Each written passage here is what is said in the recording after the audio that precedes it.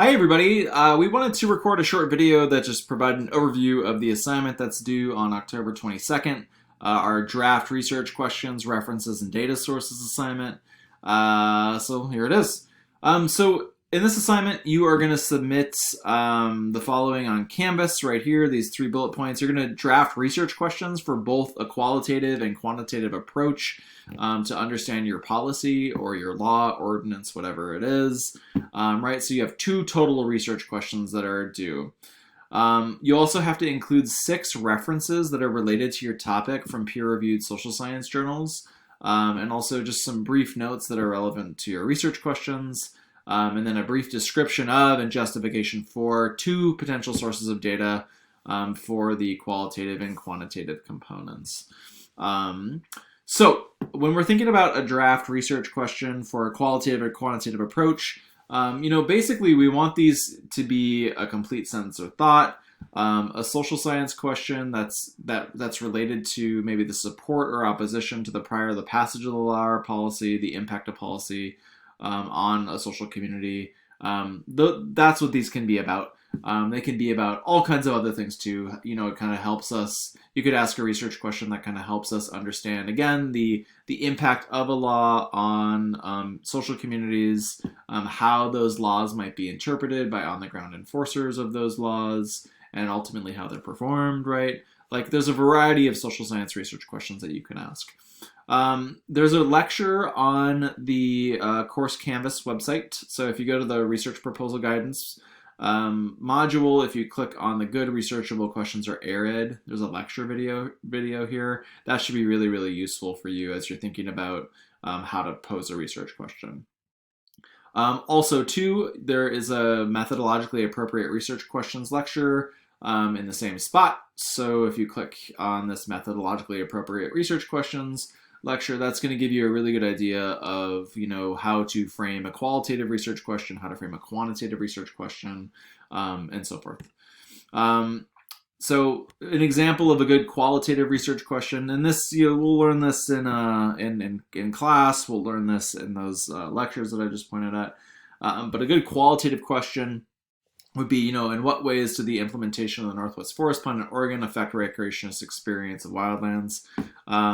Experience is this experiential kind of thing. You can richly explore it through interviews, through focus groups, that kind of stuff. And when you phrase something in what ways did, that phrase, what ways did, that opens up the possibility to multiple ways that it affected multiple or different people's experience, so diversity of experience of wildlands, right? So the framing really matters, and we're going to give you some thing to think about and how to do that. An example of a quantitative research question would be using surveys, for instance. To what extent did the implementation of this plan in rural communities affect loggers' attitudes towards wildland recreation? When we say stuff like extent, to what extent did, that's like a measurable thing, right? You can put a number to that in some ways. And also with attitudes, that's something that you can measure as well through a survey, right? So an attitude is, whether you have a positive or negative view towards a thing. So for this instance, or for this example, we could measure people's attitudes towards wildland recreation. Do people have higher or more positive or more negative associations with wildland recreation after the passage of the Northwest Forest Plan? That's a good quantitative research question. So when we're thinking about the references, you might not fully kind of get that right now, but the references, we find them in a peer-reviewed social science journal. Ask me, this is Jesse, Mike, or Joe, if a journal is peer-reviewed. If you're confused whether or not it's social science, ask us. And you're going to include a full citation in APA format. That in a previous video, I showed you all the Purdue OWL guide for formatting. That's a really, really useful guide to help you format in APA style. So an example of APA style citation, I'm just going to walk through this because it looks simple, but it's kind of persnickety. I'm gonna save and close that. Importantly, right? So this is a one-authored article, it looks like. So you have the last name capitalized, comma, and then the first name of, or the first letter, the first name. If they have a middle name, so if this was like R.L. Hitchens, it'd be R.L. and then the parentheses after a space. So there's a space between the last period and this parentheses, then you put the year. After the second parentheses, you put a period, and then people, plants, and performance. The people is capitalized, you'll notice plants and performance is not. There's a colon here, and after any colon, you're going to capitalize the next letter. So on actor network theory and the material pleasures of the private garden. Period. This is the name of the journal. Social and cultural geography. Notice it's all capitalized as opposed to the title of the article, which is not all capitalized. And then and it's italicized too. After that is a comma. After that comma, there's a space, and there's a italicized volume number. And then in parentheses, there is the issue number, and a period, and then these are the page numbers and a period. So everything I mentioned is really a specific thing that you do for APA citations. It's important that we cite things consistently across a paper, because that way they're easy to find for the reader, and it's not confusing for the reader about like what's the name of the journal versus the name of the article, for instance. So the notes on your articles should be, so remember, part of the assignment is for each article you're going to write some notes on them. Have about 3 to 5 sentences for each article. You're just going to briefly describe theory, concepts, methods, or whatever is in the article, and then address how it relates to your research topic, right? So, you can probably do that in about 3 to 5 sentences. We don't want anything super duper long. We don't want you to spend time on that, but we want you to engage with the readings and be able to write a little bit about them. Because in the paper that you eventually write, you can basically lift your notes from this assignment and include that in the research proposal. The last part of the assignment is describing 2 data sources.